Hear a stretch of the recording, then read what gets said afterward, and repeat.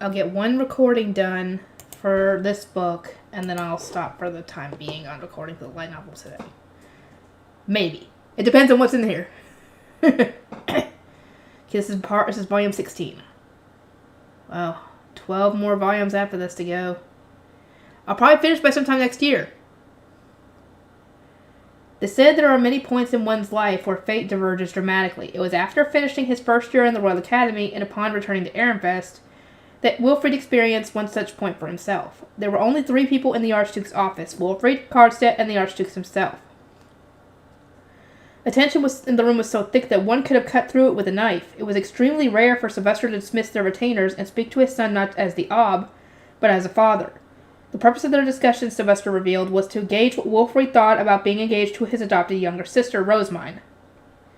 I've arranged this talk so I can hear your opinion away from anyone who might try to sway you, Sylvester said. So what do you think about this?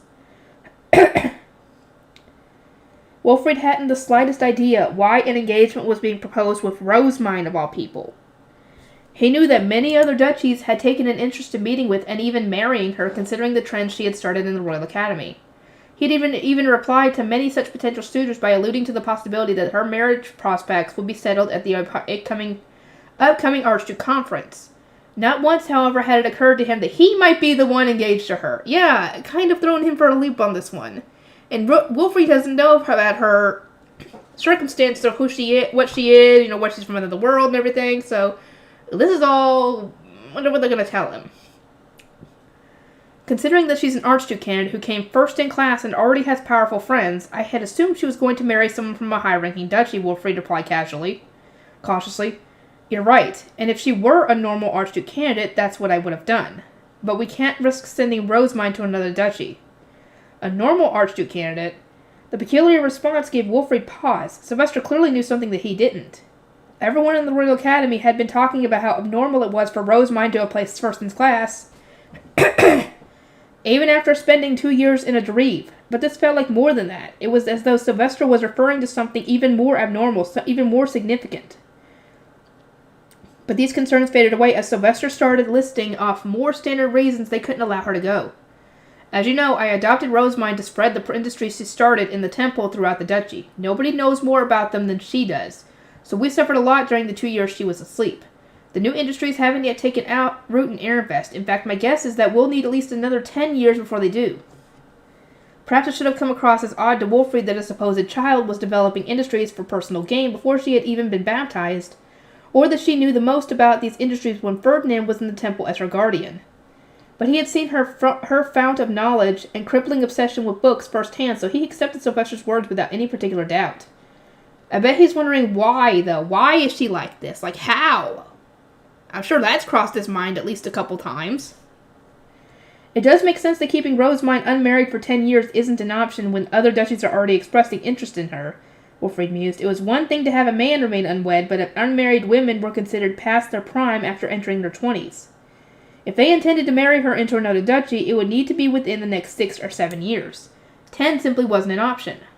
Right, not to mention if we were to marry Rosamine off to a higher-ranking duchy, we can assume it would soon start its own thriving printing industry, Sylvester said, and that wouldn't exactly be good for Ehrenfest. Rosamine's obsession with books was no laughing matter. Anyone could see that she would start spreading printing wherever she went. And if she were married into a prosperous duchy with excessive wealth and manpower, their progress in the industry would surpass Ehrenfest's in the blink of an eye. Wilfrid immediately came to realize that as the Archduke, his father was making the right decision in stopping Rosamine from marrying into another duchy. Plus, there's way too much uncertainty with her, Sylvester continued. We don't know if she's too sickly to bear children, and while Ferdinand says she's been getting healthier by the day since waking up from the Dreve, we've got no proof she'll stay healthy forever. Prior to the poisoning incident, Rosamine had been so weak that running around or getting hit with a snowball was enough to make her collapse. She was showing gradual improvement, but would she recover enough to be fully healthy? Those who married into other duchies as first wives would often find their hold on their position becoming extremely precarious if they were unable to have children. Well, that is a good question. Would she be able to have children? Because that can't really pop up until... Is there a way to check that with magic? If she can have kids? Wouldn't there be a way to do that magically? I mean, I would assume, but we don't know. And that's not all. Rosemine's obsession with books makes her painfully short-sighted, and she speaks and acts in ways that are completely inappropriate for a noble. Sure, she's achieving top grades, but her poor behavior makes her a problem child. She's caused you a lot of problems in the Royal Academy, right? Imagine the damage she might do if she moved to another duchy. Rosemine's a problem child? Sylvester had spoken with a wry smile, as though he expected nothing but agreement, but in truth, Wilfrid was shocked beyond words. Despite having only recently been baptized herself, Rosamund had identified the serious gaps in his education and then composed for him a learning schedule centered around resources she had made herself. She had completed her studies as a member of the archducal family while at the same time performing her duties in the temple, somehow managing to learn in a matter of days that which had taken Wilfrid an entire month. But most shocking of all, despite having slept for 2 years after protecting Charlotte, she had still managed to come first in class in the Royal Academy, achieving better grades than literally all of her peers. And yet Sylvester was calling her a problem child? Wilfrid felt a wave of disappointment wash over him. The girl who had set the bar at a seemingly unattainable height was now no better than he was. It was as though something he had considered a paragon of perfection had suddenly been revealed to have been heavily flawed all along. But thinking about it, Father is right. Rosamund was selfish when it came to books and the library. She never showed restraint, nor did she allow her opinion to be swayed. Furthermore, she was causing major problems during socializing by forming so many bonds with royalty and nobles from the higher-ranking duchies. Things had gotten so bad, in fact, that Sylvester had ordered her to sit out the interduchy tournament and the awards ceremony. Wilfrid now understood that this was because his father had determined that not taking such actions would have caused great harm to the duchy. I see, she is a problem child. No longer was Rosamund the perfect archduke candidate, well above everyone's reach. She had become a major cause for concern, one who couldn't risk being married into another duchy. As Wilfrid nodded along in agreement, Sylvester's expression clouded a little. Not to mention, Rosamund will probably want to stay in Ehrenfest forever, he said. At the very least, I want to grant her that. Rosamund apparently had some reason for wanting to stay in Ehrenfest. It's her former family and Lutz and them. Of course she wants to stay in Ehrenfest with them. Wilfrid wasn't sure what the reason was, but he wasn't particularly curious either. If she had instead wanted to marry into another duchy, was being made to stay in Ehrenfest for political reasons, perhaps he would have been more interested. But he was curious about something else. I understand why we can't send Rosamund to another duchy, but why engage her to me? Yeah, the best possible situation for this whole thing, if both of them were cooperative about it, would have been Rosamund marrying Ferdinand, to be honest. Because she wouldn't have had to worry about being the Archduchess, which meant she wouldn't have had the issue, with the whole Mana and bearing kids thing and all that. She wouldn't have had that issue, because Ferdinand would have been the Archduke, not her. And their mana capacities are probably going to be similar once she comes of age. So it would have been the best outcome, but they're kind of both against it. Because you're the best man for the job. The only members of the archducal family she can marry are you, Ferdinand, and Melkor.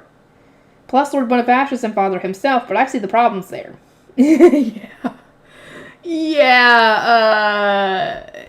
No, not Bonifacius. 1, he'd probably accidentally kill her. 2, the age gap. 3, I don't know if he can even have kids anymore at this point. 4, I don't think she would want to. And Sylvester, I don't think she'd be able to handle that. Melkor's not an option since he hasn't been baptized and therefore won't receive the king's approval during the Archduke Conference in spring. Ferdinand isn't an option right now either since the Liesgangs want him to be the next Archduke. For what reason, Wilfrid asked. Does Uncle have some history or problems stopping him from becoming the Archduke? As far as Wilfrid was concerned, Ferdinand was a skilled member of the Archducal family and not someone he could compete with after he came of age. It was his understanding that his grandmother, Veronica, had only hated Ferdinand and taken such extreme precautions to prevent him from becoming the Archduke because he wasn't her blood relative. But there didn't seem to be any bad blood between Sylvester and Ferdinand. In fact, surely Ferdinand would make a good Archduke. I mean, he's not wrong. He's not wrong. He probably would.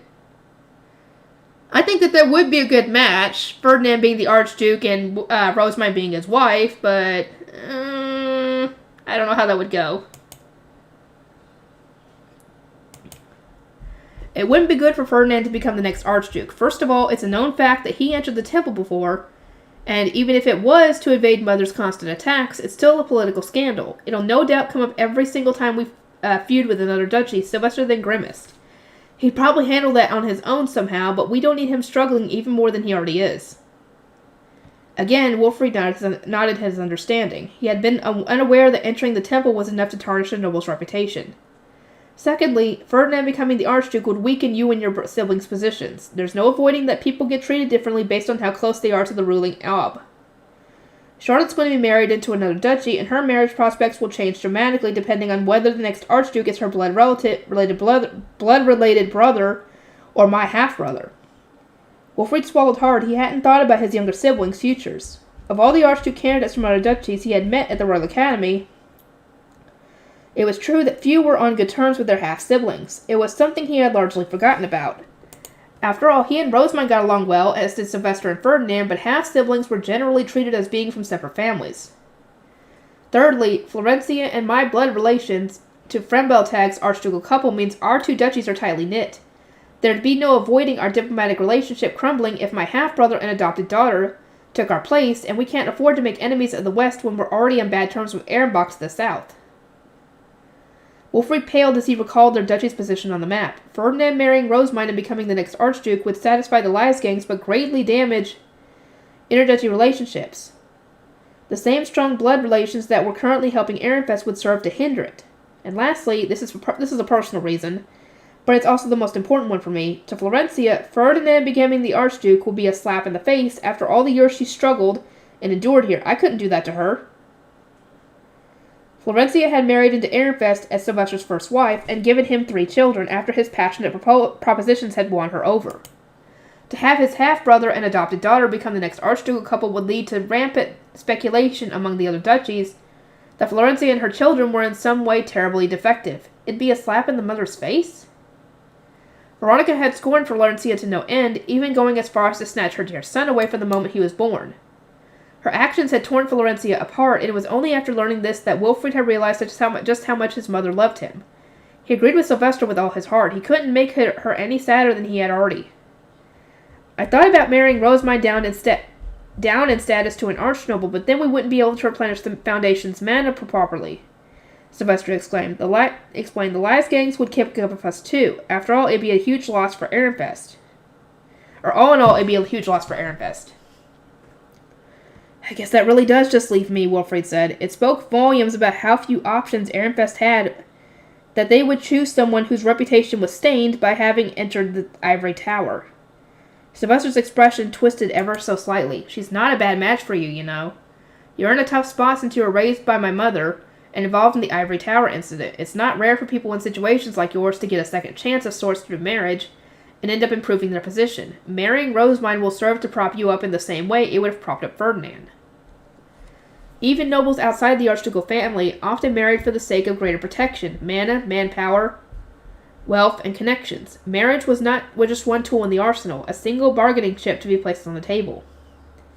No matter how hard you work now, nobles are going to judge you harshly. If you marry Rosamund, however, you'll secure and publicly establish your position as the next archduke. The Liesgangs will have no choice but to support you as her husband, Sylvester said. Speaking long term, this should even repair the divide between the Liesgangs and the former Veronica faction. It'll also grant the former's long-standing wish to have an archduke who carries their blood, so that should make them easier to deal with. But no matter how understandable Sylvester's reasons and predictions were, Wilfrid couldn't imagine a future where he was married to Rosamund. It just didn't feel right somehow. What does Rosamund think? Wilfrid asked after a moment, avoiding a direct answer to Sylvester's initial question. Sylvester winced slightly as though he had just bitten into something nasty. We warned her about the likelihood of a political marriage back when her adoption first went through. According to her, she doesn't care who we marry her to as long as she gets full access to the book rooms in the castle and the temple. And if we marry her into another duchy, her only concern is how many books they have. Of course. In other words, Wilfrid was going to be less important to her than the book rooms. It was exactly the response one would expect from Rosamund, but that didn't make it any more pleasant to hear. It wasn't the kind of reason he wanted a girl to have for marrying him. Father, What will happen if I refuse to marry Rosamund? Wilfrid asked. He had been called here to voice his opinion, not to accept an archducal order, which meant there were bound to be some other option available. Sylvester grimaced again, this time making no effort to hide his bitterness. Then, Rosamund will become my second wife, he answered. What? Yeah, that's my reaction. What? They are that determined to keep her in Ehrenfest. That determined that Sylvester would take her as his second wife if he had to. If he had to. Which is why they're going for Wilfrid on this one. They don't want to do that. Wilfrid exclaimed, screwing up his face in disbelief. He hadn't expected that response in the slightest, especially not from Sylvester, who had refused to take a second wife and declared publicly that he needed only Florencia. Bonifacius isn't an option since he and Rosamund are blood relatives, but she and I share no such connection. I can stop other duchies from taking her by marrying her myself, but the other duchies won't be happy about that at all, and I still only want Florencia as my wife. It would end up being a purely political marriage, and not one that would make anyone happy. Sylvester wasn't wrong about that. The very idea that he might take Rosamund, a girl who was more or less the same age as his son, as his second wife, made Wilfrid sick to his stomach. Charlotte would no doubt lose her mind as well. Can I talk to Oswald and the others about this? Wilfrid asked. It's all just so sudden. I was hoping that you'd decide here, but all right. I want to announce Rosamund's engagement to the nobles at the spring celebration feast, so try to get back to me as soon as you can. Oh, I really know that Sylvester would not want to do that. Upon returning to his room, Wilfrid discussed with his retainers whether it was a good idea for him to get engaged to Rosamund. The Ivory Tower incident had made it clear to him that their futures were directly connected to his own, and so he thought it only logical that he should ask their opinions. Where's this coming from was the response he received. Neither of you are old enough to be talking about marriage, are you? Well, I mean, they're 10. Their coming-of-age ceremony is at, 15? So, I mean, it's better to talk about this now. Because it's essentially what you do with the Royal Academy, is you do search for a marriage partner. Because that's who ends up escorting you at the graduation ceremony. Correct? Nobody could blame his retainers for being so surprised. It was the utmost importance to ensure that one's partner had a manic quantity that was compatible with one's own, and nobles only began to sense those with a similar manic quantity to themselves when they hit puberty. Setting up an engagement at too young an age was a risky move, as there was always a chance that the two due to get married wouldn't be compatible after all. Under such circumstances, the engagement would either be cancelled or it would continue anyway at the cost of them never having children. Which would suck. We can't send Rosamund to another duchy before the new industries take root, but other duchies are already probing about whether she's available. Father wants an engagement that can earn the king's approval and ward off other hopeful suitors at the upcoming Archduke Conference. Ah, she did make quite a stir at the Royal Academy, his apprentice retainers nodded, having seen her shenanigans firsthand. Despite it being quite rare for women to take the position, the Ivory Tower incident means that Charlotte is the strongest candidate among the nobility to become the next Ob, Oswald said. However, if you marry Lady Rosamund, will you not become the next Archduke instead? Father said the same thing. According to him, whoever marries her is all but guaranteed to become the next Archduke. Wilfrid replied with an affirming nod. His retainers blinked in surprise a few times, then exchanged looks. But did Lady Rosamund not say she intends to be Lady Charlotte's ally? Either way, she can't refuse the engagement if the Archduke orders it. In regard to bringing the former Veronica faction into the future, you would do a much better job than Lord Melkor. It really is in the best interest of the duchy for you to become the next Archduke. Wilfrid slowly looked around as his retainers spoke their thoughts. They were all wearing delighted expressions, no doubt celebrating the idea that he might be engaged to Rosamund. If you get engaged to Lady Rosamund, Lady Charlotte will end up being removed from the race entirely. This is the perfect opportunity for you, Lord Wilfrid. These words of support came from Ignaz, one of the apprentice scholars, and the other retainers all nodded along in agreement. Wilfrid felt a pang of guilt knowing that he would be getting ahead of Charlotte through a simple engagement, but he shook his head and rejected those feelings. Father said it's normal to use marriage to improve one's situation. This isn't cowardly or unfair in the least. You don't seem happy about this, Lord Wilfrid, but does this being an option at all not prove that the Ob has recognized your efforts and growth? Lampert asked. We, as your retainers, have even been allowed to learn the mana compression method, which is nothing short of a significant development. Lampert is correct. Your perseverance in continuing to work hard despite the Ivory Tower incident is being rewarded, Oswald added. Wolfrid was overjoyed to receive this praise. His efforts really were being appreciated. He was filled with an indescribable sense of satisfaction, as if everything was finally starting to bear fruit. It put him more in the mood to view his engagement with Rosemine optimistically. Is it a good idea for me to get engaged to Rosemine? I mean, I understand that it means we'll get married in the future, but I don't even know what marriage really is. As you and Lady Rosemine are not yet of an age where mana can be sensed, it will only be at a later date that you both truly understand. Considering your position now, however, this is a very good opportunity for you. Couples are family in the same way that siblings are. While you will be building a new relationship, it won't be too different from what you have now. There are many political marriages that absolutely have to happen despite the two involved not seeming compatible at all, so in the very least, this isn't as bad as it could be. Fear not, I believe you will grow to be a happy couple in the same way that your parents are. I don't know about that. Considering that, one, Sylvester and Florencia actually are in love, and the fact that Sylvester only wants Florencia and nobody else.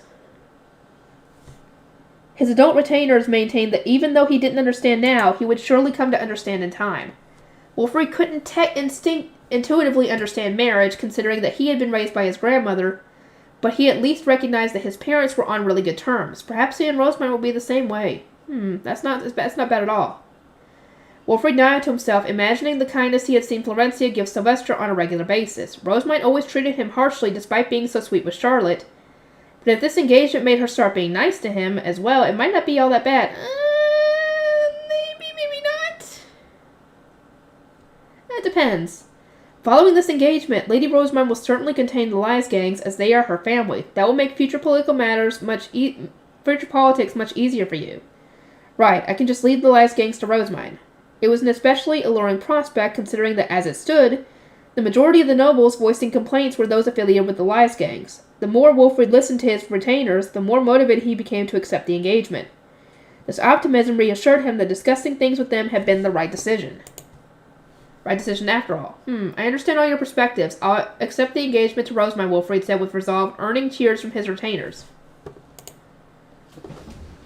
Here we go. The feast celebrating spring.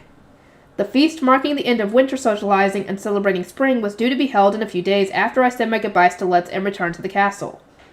Following its conclusion, the Geeves would return to their home provinces and spring would officially begin. Would this outfit not suit you perfectly, milady? Riarda asked. Given that this is a spring feast, I believe this green one is much more preferable, Brunhilde replied. Riarda and Brunhilde had chased me down the moment I returned to my castle chambers, each with an outfit in hand. I looked between the clothes with their intense expressions, but I had no idea which was the right call. And honestly, I don't care which one I wore. I wouldn't blame her on that. I'm not really a clothes person myself. I couldn't help but falter in the face of such ferocity, buying time for Laisletta to slide between us and hold out a hairpin. It was the one I had gotten most recently, the one I had purchased from Thule when ordering the one for Eglantine. Lady Rosemine, will this hairpin do for the feast? Laisletta asked. Indeed, I will use this new one, I replied with a nod. Laisletta turned to smile at Riarda and Brunhilde. I believe the outfit oddly selected to begin with will best suit this hairpin. Shall I bring it for you? Please do. Once my outfit was selected, my attendants proceeded to seek permission for each accessory I was going to wear, down to my shoes. It didn't require much effort on my part. I merely granted permissions as they lined them up before me one by one. Lady Rosemine, what was decided during the meeting with the merchants at the temple? We have finished making the documents necessary for us to prepare our entry into the printing industry, Hartmut said, showing me the paper. I had just said goodbye to Letts and the others, so remembering what had happened in the temple made my heart ache. I looked over the documents to distract myself. You are quite a skilled scholar, Hartmut. These documents will do just fine. Feline, could you add these to the box we are going to be delivering to Mother, I asked, as I signed the documents and passed them to Feline. I then took out some other documents from a box we had brought with us from the temple and held them out to Hartmut. These are Justice's records of the meeting with the planting company and my opinion piece on the subject. His reports are quite well put together, such that you may wish to follow his example, although I would recommend that you would not attempt to learn the one unusual talent he displayed in the Royal Academy. I am not sure his unusual talent should be so easily dismissed. It seems quite useful to me. No! No, Hartmut, no cross-dressing, no! God, no! Oh, boy. The curiosity in his voice sent a wave of panic through me. It's not for you to learn, Hartmut. Not now, not ever. Well, why ever not? Surely you understand the value of information as well, Lady Rosemont. It just doesn't suit you. Nothing feels off about Justice cross-dressing because he has an androgynous face and is a bit on the shorter side. But you are more taller than not Hartmut. You also have broad shoulders, and you are still in your growing period, are you not? Hartmut had grown a bit over the winter, and that would probably continue. It wouldn't be long before he just wasn't built for dressing as a girl.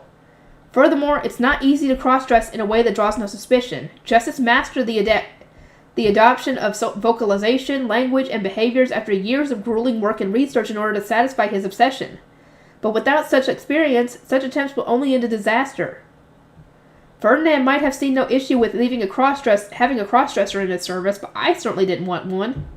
Hartmut was giving me a hard enough time already, what with his attempts to spread the legend of the saint and his desire to make researching be his life's work. Okay, here we go. If you cross-dress, I will have you relieved of your retainer duties at once, I said, finalizing my thoughts on the matter. Now that wouldn't do. I suppose I'll need to give up on cross-dressing after all, Hartmut murmured. His shoulders slumped in disappointment. I let out a relieved sigh, and I saw that Audley and Villardo were making equally relieved expressions.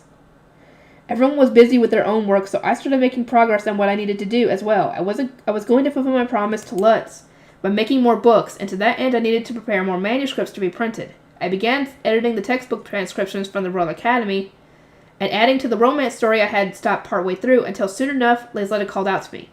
Lady Rosemont, Lady Charlotte has invited you to a tea party. It is a little sudden, but she has suggested tomorrow afternoon. So long as it won't cause any problems among my attendants, I am more than happy to accept, I replied. As far as I was concerned, my schedule was free until the feast. Lady Charlotte will surely be overjoyed. She has been waiting for your return this entire time, Lisletta said with a gentle smile. I will pass on your response at once. Wolfrid was also invited, which meant it was going to be a tea party between us three siblings. Thinking about it, this was the first time we were having such a tea party. It began peacefully with me having brought sweets of my own for us to share. My apologies for the sudden invitation, Charlotte said. I wanted us to distribute the spring prayer workload now rather than later, so that we'll each know what preparations we'll need to make. Spring prayer was on our first topic of discussion. Wolfrid and Charlotte were apparently going to help out this year as well, so we spread out a map of the duchy and started going over who would cover which areas. As the Blue Priest would deliver chalices to the Geeb-ruled provinces, we only needed to travel around the central district.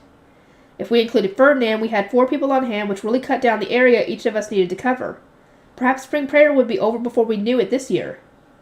I am scheduled to take the Gutenbergs and leave for Hollensdale's spring prayer once our duties in the central district are complete. I would also like to check up on Haas, and so it would be convenient for me to handle the east side of the district where the city is located. The people of Haas certainly think highly of you, sister. I see no issue with entrusting the east to you. I am sure those in the monastery will be relieved to see you once again, Charlotte said. Yeah, Wolfrid nodded in agreement. Rosemont for the east side, then. We ultimately decided that Charlotte would cover the south, Wolfrid the west, and Ferdinand the north. All we needed now was for Ferdinand to give his approval. Still, do you two truly not mind assisting with spring prayer, I asked? Will you not find the necessary preparations hard to manage?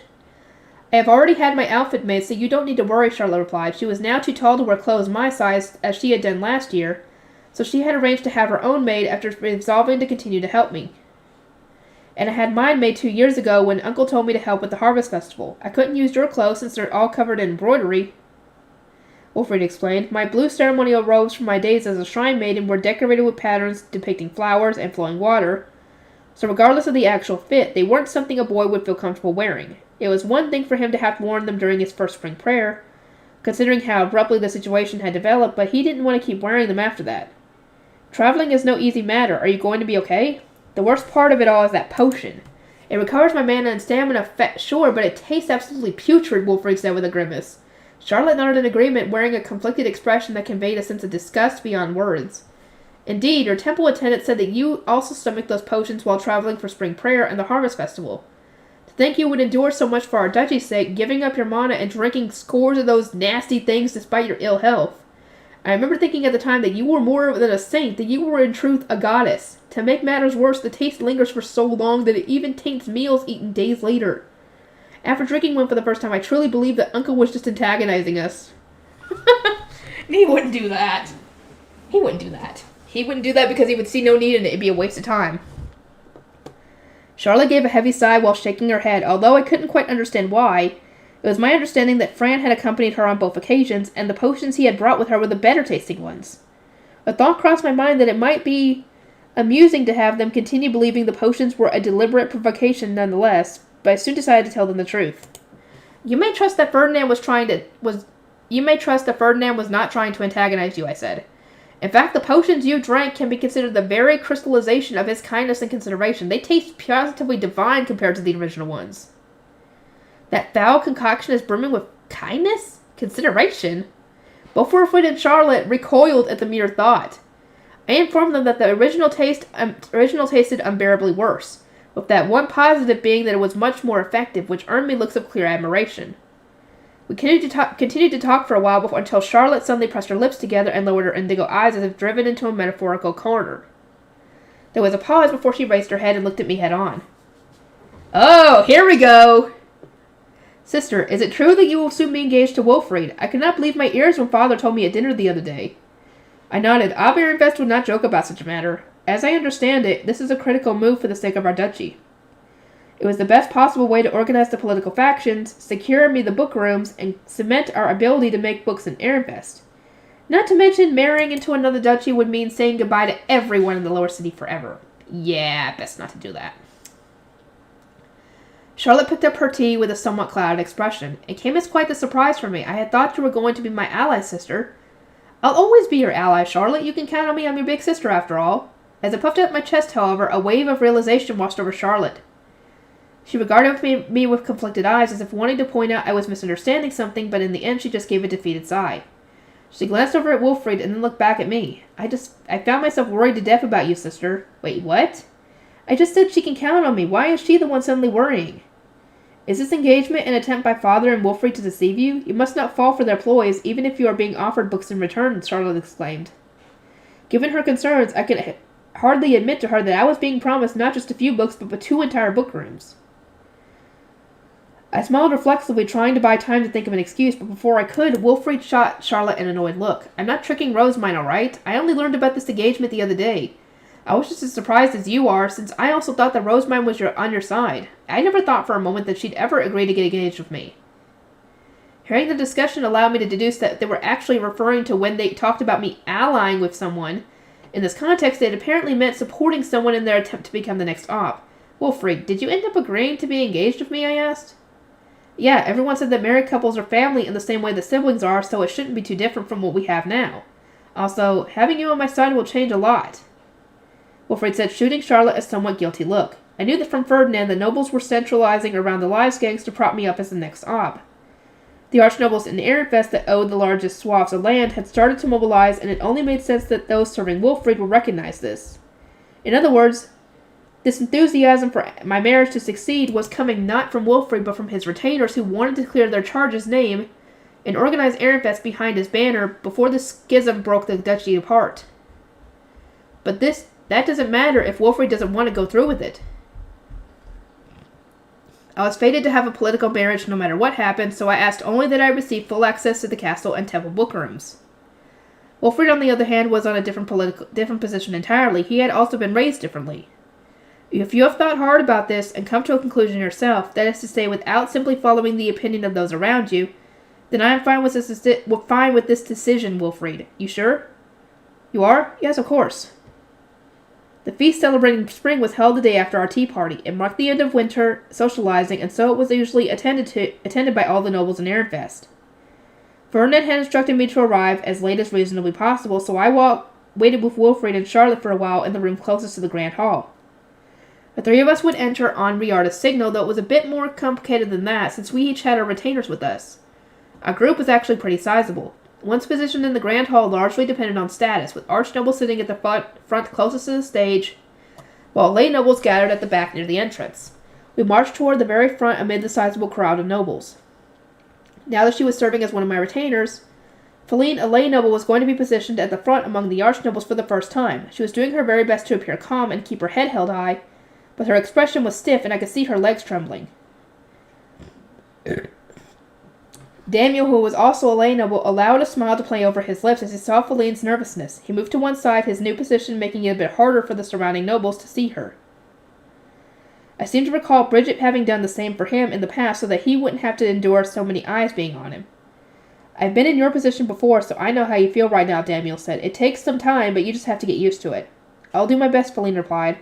She nervously glanced in his direction, and then a calm smile crept on her face, suggesting that she was feeling at least a little better. Yep, that's what I like to see. All my retainers on good terms with one another.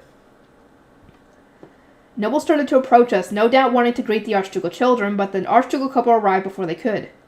A relieved sigh escaped me, just as Ferdinand had said we had managed to get through this without being surrounded. Sylvester stood on the stage and looked sagely across the grand hall. Lutraine, the goddess of water's pure streams, have washed away Abeglaves, the god of life, and rescued Gudul, the goddess of earth. Blessed be the melting of the snow, he declared, and thus began the feast celebrating spring. First, I'll announce our honor students, Sylvester continued. 5 students, an incredible number, achieved high enough grades to be recognized as honor students.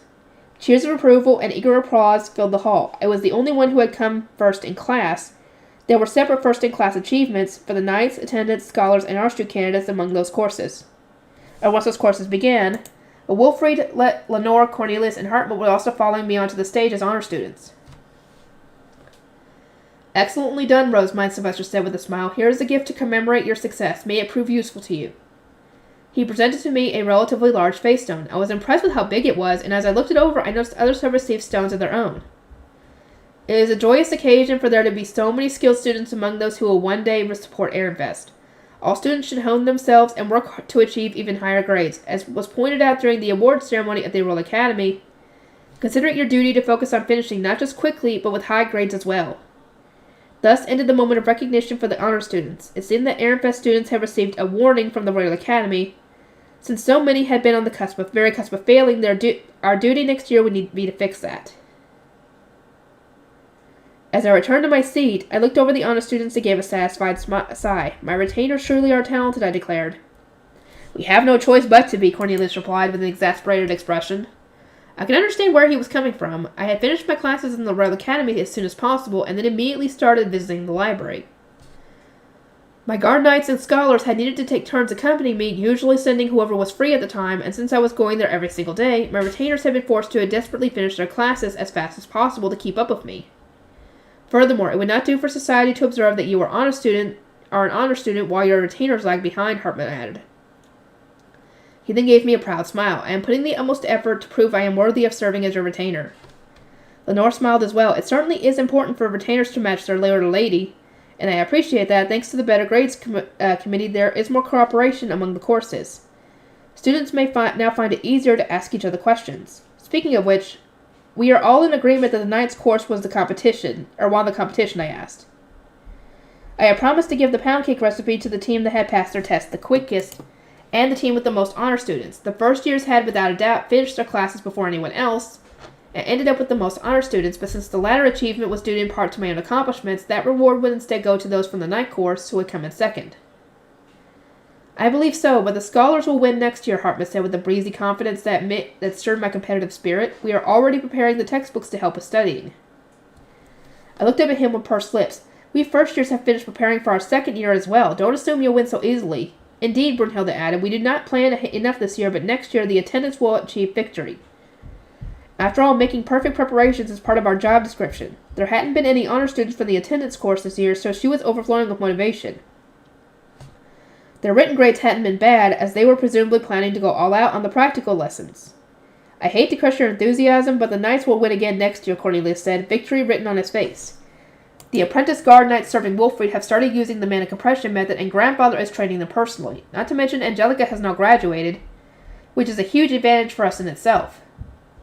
Hartmut nodded and then muttered, Angelica's graduating really hurts our chances, with a deadly serious expression. Now that I thought about it, he was the one who had suggested taking Stenlick away from her as a handicap. I look forward to next year, I said with a laugh. In any case, it was decided that the pound cake recipe was going to be distributed to the first years and the students of the Knights course as a reward from the Better Grades Committee. After the honor students were announced, the average grades of all the duchies were announced. It seemed that we had come in 11th place in the dinner section of the interduchy tournament, which, considering our history of coming in 14th, went to show how much we had improved. Bonifacius will take charge of training the apprentice knights starting this spring to secure even better dinner grades. Do your best, everyone. From there, Sylvester went on to discuss the attention Ehrenfest had received during the publishing of scholarly records, or research. Herscher, our dorm supervisor, had taken the lead and drawn much attention with her presentation on my drivable high beast, what she had learned from the royalty's magic tools and crest-attached staffs. Our servant attendants, meanwhile, had received a middling but respectable approval for their hosting at the Interduchy tournament. Sylvester said they would likely do better next year, considering the situation. As well as our duchy grades having increased across the board, Sylvester went on to explain that Rinsham, hairpins, and pound cake had become trendy all throughout the Royal Academy. Archdukes from other duchies would soon be coming to negotiate business agreements for them, and Ehrenfest's overall ranking was likewise going to be addressed during the next Archduke Conference. This year, Ehrenfest started several new trends, Sylvester said to the nobles. From this point, we intend to spread printed books as well. I ask for your assistance in this endeavor. Last of all, the new adults who had graduated from the Royal Academy were going to be premiered. It would be announced who they were going to work under, not as apprentices, but as proper adults. Angelica was among them, meaning she would no longer be serving me as an apprentice, but as a fully fledged guard knight. This meant she could accompany me on guard duty even outside the nobles' quarter. The air relaxed as everyone assumed the feast was coming to an end, and it was then that Sylvester raised his voice and continued. I now have an important announcement regarding the future of Ehrenfest, he stated, cutting his hand through the air to signal Wilfrey to me as a stir ran through the gathered nobles. Here we go, Rosemine. I gracefully climbed the steps with Wilfried escorting me, and all eyes in the grand hall fell on us. From atop the stage, I gazed across the gathered nobles. Bonifacius was exuding a fearsome aura as he watched with gritted teeth. Oh. Elvira seemed to be more alive than ever. There was a sparkle in her eyes, and the look on her face gave me reason to believe she was writing a romance novel starring Wilfried and me in her. Of course she is. Of course she is. She'd probably change the names and stuff, but whatever. Ferdinand was keeping an eye on his surroundings with his usual blank expression, as were Eckert and Justice. Ferdinand was focusing primarily on Count Leisgang, whose eyes were beginning to widen in disbelief, while Justice was looking at Viscountess Daldorf. Oh yeah, her again. Eckert was on guard against some other man who appeared to be the Geeb of some province, at least judging by his outfit. I wonder who that is. You'll have to figure that out later. As I squinted my eyes in an attempt to get a better look, Sylvester's booming voice resounded throughout the grand hall. The mighty king and queen of the endless skies, the gods of dark and light, have guided Dragoner, the goddess of time, to weave two threads together here and now. May the meeting of Rosemine and my son Wilfrey be blessed, and may they be graced with divine protection, he declared.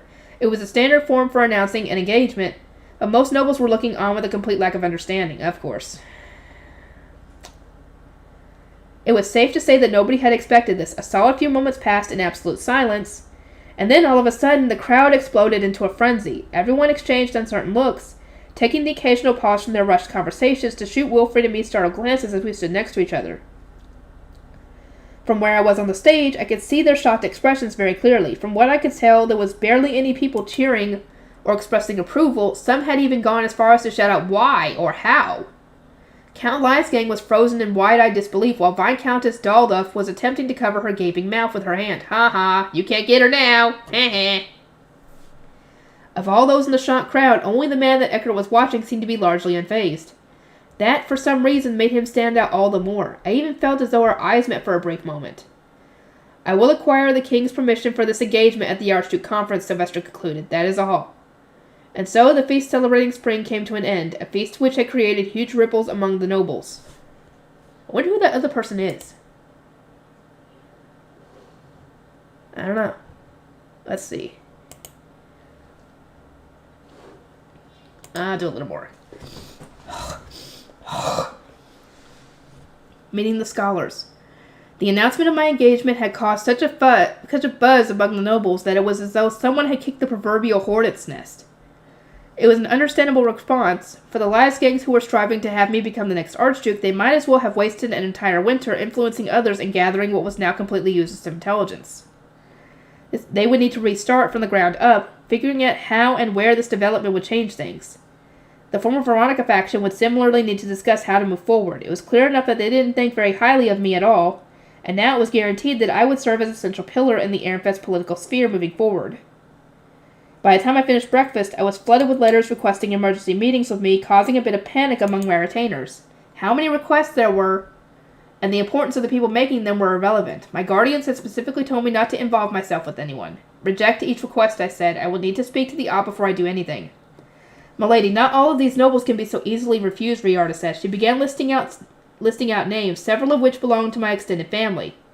Namely those who were forming what Ferdinand called the fledgling Rosemine faction, in which case it was all the more important to discuss things before the meeting.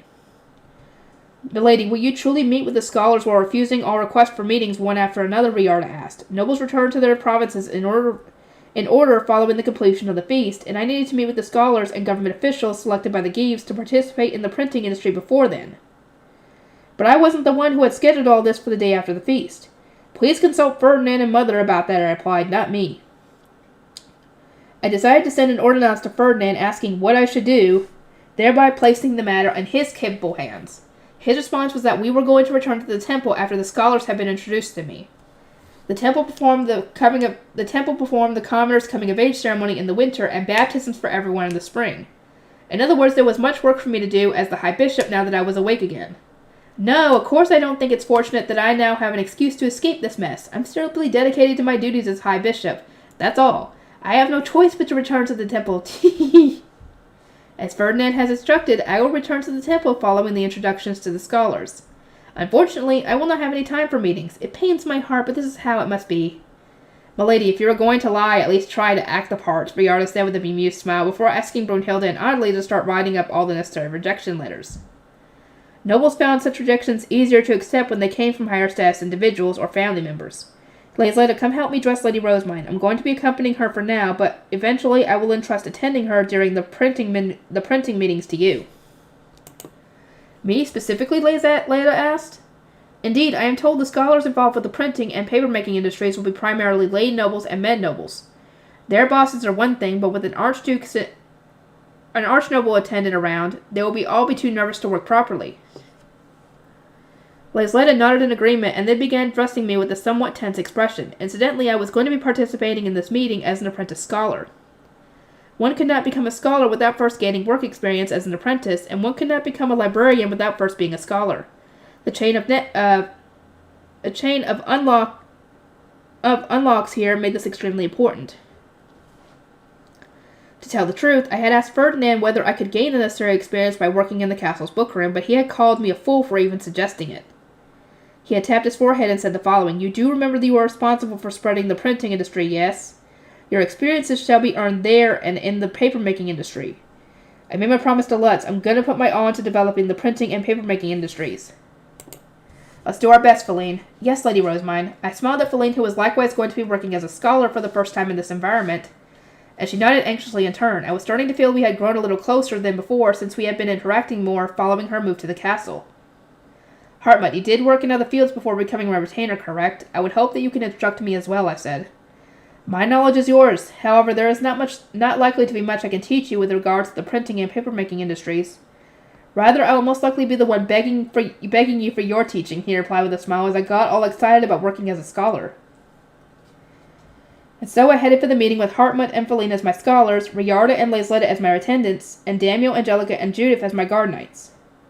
I had entrusted Cornelius, Lenore, and Brunhilde with gathering intelligence somewhere elsewhere during the meeting. They were all lives gangs, so I can imagine either other lives gangs would actively approach them to talk. Most likely. I moved to the main castle building in Lessing, and after entering the room where the meeting was to take place, I discovered that Elvira had already arrived. She wasn't wearing one of her usual gaudy outfits. Instead, she was dressed in a tight scholar uniform designed for work with sleeves that barely hung. I could see her concentrated profile and the sharpness in her eyes as she looked over the documents. She exuded the aura of a competent working woman, and I couldn't help but let out a breath of awe. Mother, I said. You must call me Elvira here, Lady Rosemine. Excuse me, Elvira, have there been any change of plans so far? Today's meeting has several goals. We will be introduced to the scholars, explain our plans, and then discuss when the Gutenbergs and Grey Priests will be available to teach for the paper-making industry. There has been no changes as of yet. The scholars of the Nobles' Quarter will be discussing not only the printing industry, but the lower city cleanup with the Guildmaster and the planting company. The scholars sent from the various Geeves needed to prepare for the Gutenbergs, and the only certainty here was that both groups of scholars will be exceptionally busy moving forward. We can say with absolute certainty that the meeting with the commoners is going to be held at the temple, correct? Elvira asked. I do not believe we have to make that a hard rule, as there will be times when it will be more convenient to meet in the castle. However, the temple is indeed more approachable to commoners, and I believe the scholars will find it more agreeable to go there than the lower city itself. It should take only a single visit for them to learn the temple is not a bad place, although I can imagine it being a struggle trying to make that visit happen. Nobles do not have a very good impression of the place. Elvira muttered. She then took out a sheet of paper. Incidentally, Lady Rosamund, what is this all about a legal deposit law? As the document says, it will implement a system wherein the printing guild must deliver copies of everything they print to the bookrooms in Ehrenfest. I have already received the Archduke's permission. Really? Okay. The legal deposit law would gather together all printed materials in the duchy. In other words, it was the single most important part of the growing printing industry. Books which have an enormous impact on culture and the people's lives are treasures to be preserved. Indeed, they are treasures being produced in Ehrenfest. Is it not my duty as the Archduke's daughter to collect, organize, and preserve these books? I asked. My retainers were blinking at me in disbelief as my rant grew more and more passionate, but I continued nonetheless. Stopping wasn't an option. The last thing I wanted was Elvira rejecting this law or attempting to dismantle it. At some point, I planned to establish a national bibliography. This will provide the groundwork necessary to establish a copyright system without much difficulty, and while I never planned to do this myself, it would even allow for the censoring of some materials. The legal deposit law is absolutely critical for forming a comprehensive record of printed materials, I declared while confidently pushing out my chest. Elvira rested a hand on her cheek, sighed, and then used her other hand to point at one section of the document. I understand that much. The practicality of such a law is clear. What I do not understand is why it includes a clause that says copies must be delivered not only to the bookrooms in Ehrenfest, but also to the saint of Ehrenfest herself. Well, that's to reduce the burden on Lutz. Lutz had promised to deliver a copy of every single book that was printed to me, but that would be impossible once the Geeves started introducing printing workshops in their own duchies. Even if somehow he did manage to go to these workshops whenever a new book was printed, people would start asking questions about why he was going through so much effort in the first place. And then there was the fact that buying every single book would be insanely expensive, especially considering how much each one cost. To solve these problems, rather than having Lutz go with the books, I simply needed to have the books come to Lutz. By establishing the legal deposit law, books would naturally gather in the planting company where the head of the printing guild was. Lutz would then deliver the gathered books to me. I would accept them, and then I would read them at my leisure. Perfect, right? At the current moment, all the printing is being done in my workshops and in Haldensdale, and copies of every book printed are being gifted to the castle. As the industry truly begins to spread, however, I imagine some provinces will not be so generous. I began developing the printing industry specifically so that I would have books to read. As such, is it not normal for the books made using the technologies I developed should end up being sent back to me? Is it? Elvira asked. She was looking at me doubtfully, but I just smiled and nodded.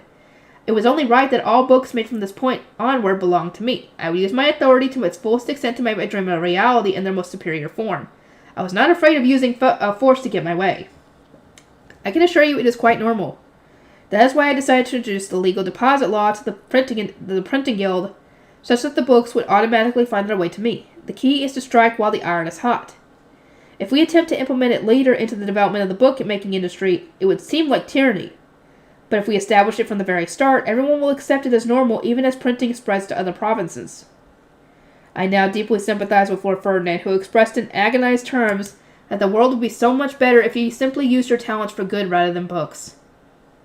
So as my conversation with Elvira continued, Wilfrid and Charlotte entered the room as well with their retainers in tow. So what are you discussing? Wilfrid asked. The legal deposit law and where we intend to meet with the commoner merchants for meetings. It seems that most discussions will take place in the temple, I answered. Wilfrid and Charlotte gave brisk nods in response, but their scholars grimaced for a brief moment. Going to the lower city would be a little unreasonable, but the temple should do just fine, Charlotte said. Yeah, I'm fine with the temple, Wilfrid agreed. It doesn't stink like the lower city, and there are tasty sweets served there. It was courtesy to see they had gotten rather familiar with the temple after passing through it so many times for spring prayer and the harvest festival. It was actually a little amusing that regular nobles were wincing at about a place the archducal family was so heavily involved with. Now then, Lord Wilfrid, Lady Charlotte, I shall explain your duties to you, Elvira said. In short, the lay scholars will go into a compile list of requests and problems to be fixed in the lower city, which Charlotte and her retainers would then check and pass along to the Archduke whenever his permission was required. Wilfrid and his retainers would wait to receive word that the printing and paper-making preparations were all complete before going to the location in question to look things over. Why is Wolfrey doing the final checks, I asked. Because he has attained his high beast, and we do not have the time to travel there slowly on foot, Elvira replied. Furthermore, the workers will take their duties more seriously if a member of the Archducal family is performing the final checks. Then why not let Rosemine do it? Once we had confirmation from Wolfried and his retainers that there weren't any problems, I would bring the Gutenbergs over in Leslie. Oh, okay, never mind. At present, you have the only high beast that can transport luggage and several people at once. Thus, we will entrust the moving of the Gutenbergs to you. Elvira, are you telling Rosemine to carry commoners in her high beast? Wolfried exclaimed. Charlotte's and his retainers looked equally shocked. Indeed, I was just as surprised as you are. But Lady Rosemine has apparently been doing this already. Considering their practicality, it is best that she continue this practice. She will only be carrying them around until printing has spread throughout Ehrenfest after all. Once printing spread far enough, the plan was for provinces to start sending their own teachers to nearby provinces. The Gutenbergs would only be flying around the duchy during the early setup stages. Their bell chimed, and 3 scholars from the nobles' quarter entered the room. Gustav had recommended them all, and they had been selected based on their ability to communicate at least somewhat with commoners. The only one I immediately recognized was Daniel's older brother Heinrich, but they all came across as fairly warm and affable people. Those who came in next were the scholars sent by the Giebs invested in the printing and papermaking industry. They all did a double take upon seeing me, Wolfried, Charlotte, and our retainers. We must have been a surprising cast for nobles used to working with commoners in the peaceful countryside. You may sit, Elvira said as she gestured to the available seats. Once everyone was seated, she then announced the start of the meet and greet for those who would henceforth be involved in the printing and papermaking industry. We began by introducing ourselves, which was my opportunity to write down everyone's names, affiliations, and any notable visual identifiers they might have. I was particularly trying to memorize the faces of the government officials from Haldensdale, since I will be seeing them again during spring prayer. The documents that Hartmut had written up were distributed to the officials, while Elvira explained what preparations would be made for inviting the Gutenbergs. She explained from a noble's perspective that negotiating with commoners was going to be a regular occurrence, what minor spats had flared up in Haldensdale, and how best to make progress. It was something that I certainly wouldn't have done myself. Lady Rosemine's Gutenbergs have their own work within Ehrenfest as well. Take care that your preparations are thorough, so their time is not wasted, Elvira said, finishing her explanation with the officials. She then moved on to advising the lay scholars about contacting those in the lower city. Meeting with commoners will be, for the most part, be held in the temple, she began. The scholars looked surprised to hear this, but they hid their revulsion as much as possible. Presumably because Ferdinand and I lived there as members of the Archducal family, and because Wilfrid and Charlotte went there to help with religious ceremonies. Following the Archduke conference, merchants from the other duchies will be visiting the city of Ehrenfest, Elvira continued. We must clean up the lower cities so that we do not earn their condensation. We will generally entrust this to Gustav, the guildmaster of the Merchants' Guild, but keep in mind that any perceivable faults in the lower city will also reflect poorly on our nobles and make us seem unprepared. Officials who have finished their preparations contact Lady Charlotte by ordinance. She will arrange which of the provinces is visited first and when, while Lord Wilfrid will visit and examine the area in question. Once he can confirm there are no issues, Lady Rosemary will bring the Gutenbergs via her high beast. The scholars were naturally surprised to hear that a child of the Archduke was transporting commoners in her high beast, but I had no intention of stopping. I imagine many of you will find the idea of carrying commoners unpleasant, but expanding the papermaking and printing industries is so important for Ehrenfest that we must depend on the efficiency that high beasts provide, I explained. I would like you all to understand well that you are dealing with industries of such importance that grave actions of this nature must be undertaken. The meeting came to an end once we had successfully lit a fire under the scholars, at which point I started making my way to the northern building with Wolfried, Charlotte, and all of our retainers. Rosemine, I'm guessing you've been getting a mountain of invitations too, Wolfried asked, having apparently gone through the same thing I had this morning. Have you decided on whom you're going to meet with? I have, but I must return to the temple post-haste for the winter coming-of-age ceremony and the spring baptisms. I will trust dealing with the nobles here to Ferdinand and Sylvester, and of course to you, my betrothed. Rosemine! My hopes for you are ever so high. Why are you saying it like that? Dude! I was tossing all the responsibility onto Wilfrid, and upon seeing that, Charlotte put a hand over her mouth and started to giggle, apparently unable to help herself. We would not want to interfere with your temple duties, sister, and brother, stay strong. I do not mind helping if at any point you find yourself overwhelmed, she said with a mischievous smile. I can handle it myself, Wilfrid replied with a frown. Upon arriving at my room, I immediately began preparing for my return to the temple. Arlie and Brunhilde had already organized my luggage. on top of sending word to my personal chef and musician. I expect to return in about 10 days, and shall entrust my room to you in my absence, I said. You may contact me via ordonnance if something happens. I shall accompany you to the temple, Lady Rosemine. You give blessings during the ceremonies, correct? I would love to see them, Hartmut said. His orange eyes were sparkling in anticipation, but unfortunately for him, being allowed to accompany me to the temple didn't mean he was allowed to enter the chapel. Only those affiliated with the temple may be present for ceremonies, Hartmut. Not even my guard knights are allowed into the chapel on the ritual hall, so I'm afraid you will not be permitted to attend. This can't be. What am I to do then? Your job, I would assume. To help Hartmut get over his shock, I intended to leave him with a mountain of work to do. There was truly no denying the consideration with which I had treated my retainers. I explained that I was going to entrust him with training Feline, and that I would be handing him reports for Elvira, a new higher-up in the printing industry sent from the Guildmaster and the planting company. Feline, I ask that you organize reports on the profit the printing and paper-making industries have produced up to this point, I said. I am still not entirely sure how to write such documents. Do not worry, Hartmut will teach you. Right, Hartmut? That won't be a problem, Hartmut replied with a half-smile. One had to admire the fact that even when getting buried under an obnoxious amount of work, he didn't utter so much as a single complaint. He's a stand-up guy. I like him. After distributing work to my scholars, I looked over the rest of my retainers. To those of you who will not be coming to the temple, pick up all the information you can from the nobles who remain in the castle. I expect that adults, children, men, women, attendants, scholars, and knights all know different things about various matters. Understood. Not too long after, Ferdinand sent me an ordonnance asking whether I had completed my preparations. I replied that I had, and then returned to the temple with Daniel, Angelica, Hugo, and Ella, and Rosina in tow.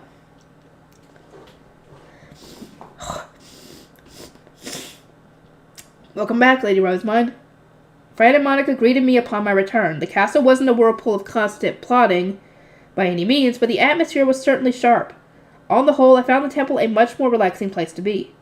Ferdinand, I was hoping to print this novel that I've written, but could I ask you to check it for any problems first, I asked. I had written a romance novel that copied Elvira's Royal Academy stories on a surface level, but was actually based on an Earth story.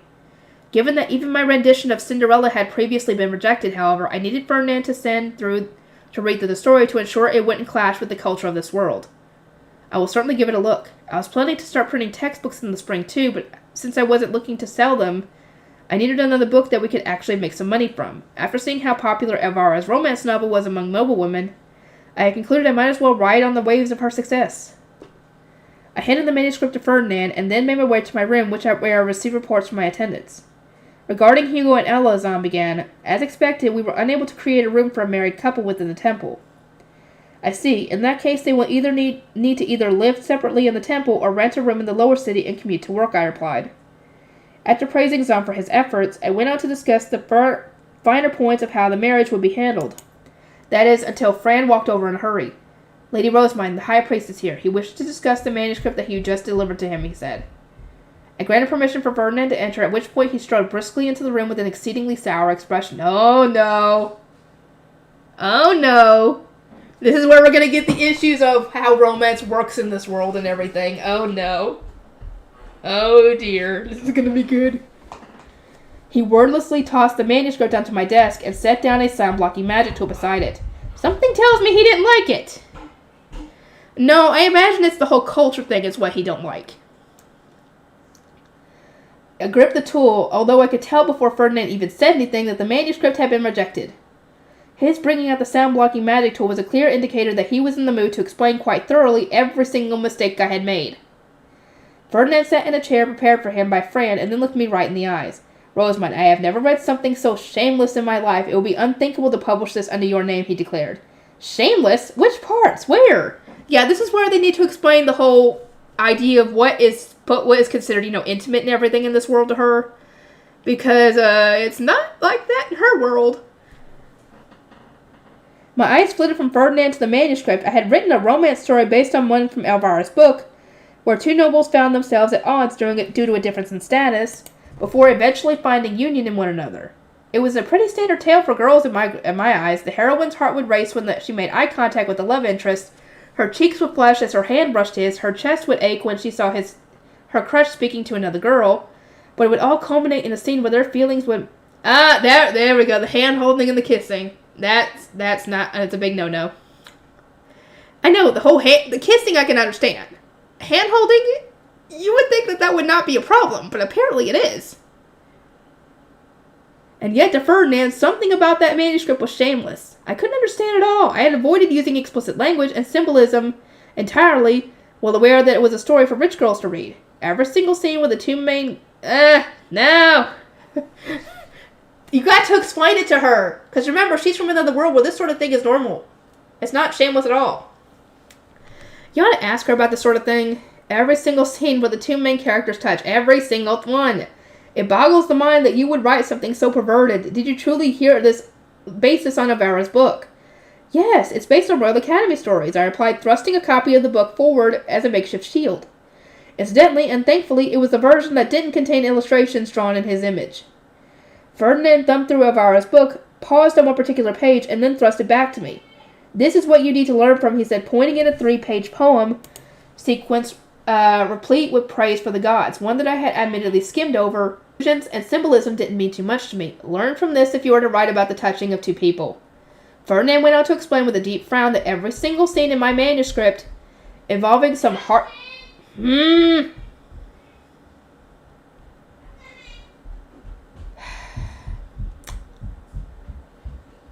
Yes.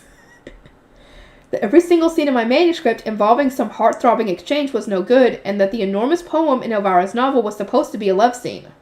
What is this, a Bollywood movie? My mind was immediately drawn to those well-known scenes from Indian romance movies. The man and woman would stare at one another intently, only for a group of people to appear out of nowhere and pull everyone into an extravagant song and dance routine. Sure, the choreography was impressive and was fun to watch, but the story always ended up completely lost on me. What I mean to say is that your language is too direct and much too lewd. It would be beyond scandalous for an art student candidate to publish a shameless work such as this. Ferdinand concluded, as it turned out, my attempt to write a love story for girls have resulted in what people have here considered pornography. Really? Really? I want to read that manuscript. I do. I want to see what they mean by what they consider as pornography, because I doubt it, not in our terms. I had no idea what to say, really. What a place this was. I understand that there remains a sizable gap between the culture of noble society and my own. That is why I have now decided not to write romance stories myself. It seemed to be better for me to train a novelist to write in my place. That would be wise. Be sure to burn this manuscript before anyone else can stumble upon it. There was no way I could write a romance story in which the principal love scene involved the characters abruptly reciting poetry extolling the virtues of the gods. I needed to train a novelist and fast. That said, if this is how they react to a love scene in a novel for girls, I would wonder how they would react to an actual erotic novel. Oh my god!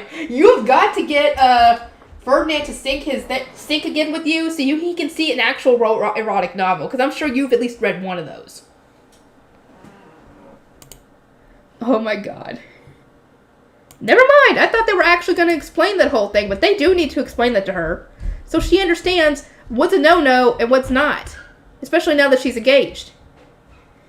Anyway, I will get to work on everything, and I'll see you guys next time.